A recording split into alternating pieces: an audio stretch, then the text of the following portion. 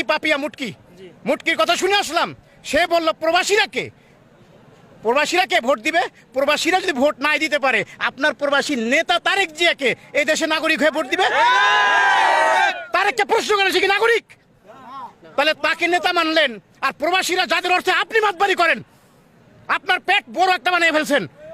আপনি মার্সিডিজ গাড়িতে চলেন, এই গাড়ির পয়সা পাবলিকের, আপনার না। লুট করেছেন আপনি, আওয়ামী লীগ থেকে টাকা খেয়েছেন। রুনি ভাড়া আওয়ামী লীগ থেকে টাকা খায়। দুলু বুলু কুলু এই সব বুলু বুলু চুলু কারা? এরা কারা? জঙ্গিবাদ যারা ইসলামিক দলদেরকে বলে তারা নিজেরাই জঙ্গি, তারা নিজেরাই সন্ত্রাসী, তারা নিজেরাই দুর্নীতিবাজ। তারা কায়েম করতে চাচ্ছেন না ন্যায় শাসন। ন্যায় শাসন কায়েম করলে তারা জুলুম করতে পারবে না, অপরাধ করতে পারবে না, দখলবাজি করতে পারবে না, চাঁদাবাজি করতে পারবে না, মদ জুয়ার আড্ডা করতে পারবে না, টেন্ডারবাজি করতে পারবে না, ক্যাসিনো খুলতে পারবে না, সন্ত্রাসীদেরকে লাইসেন্স দিতে পারবে না, অস্ত্রধারী সন্ত্রাস রাস্তা নামাতে পারবে না, সাধারণ মানুষের ঘর বাড়ি দখল করতে পারবে না। এই জন্যই তারা ইসলামিক দলকে চায় না। আর যেখানে সেখানে আপনি একটি ব্যাগ নিয়ে লঞ্চ টার্মিনাল থেকে আসবেন, সেখানেও আপনাকে আপনার বহনকৃত ব্যাগের উপর চাঁদা দিতে হবে। আপনি নৌকা পার হবেন, এই জায়গার নেতা বলেছেন এখন থেকে 10 টাকার জায়গায় আপনাকে 20 টাকা দিতে হবে, না হলে আপনি নৌকা পার হতে পারবেন না। সাঁতরিয়ে পার হন, না হলে সাঁতরাইও পার হতে পারবেন না, কারণ নদী তো আমাদের নিজের নেয়া, রাস্তাটা আমাদের। তরকারি বিক্রি করতে হলে আমাদের কাছে জিজ্ঞেস করতে হবে তরকারিলা কি দামে বিক্রি করবে।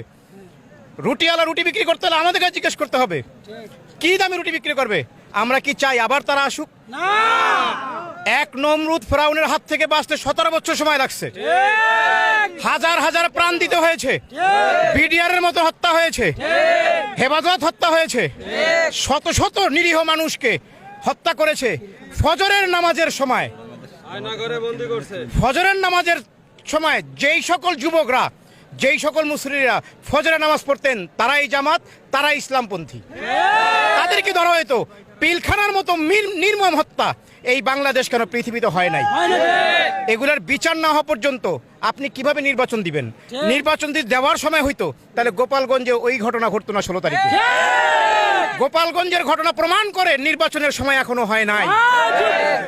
আপনি নির্বাচন চান, যদি আজকে সেই নমরুদ লেডি ফেরাউন থাকতেন গদিতে, লেডি ফেরাউন গদি থাকলে আপনি কয় বছর পর নির্বাচন চাইতেন?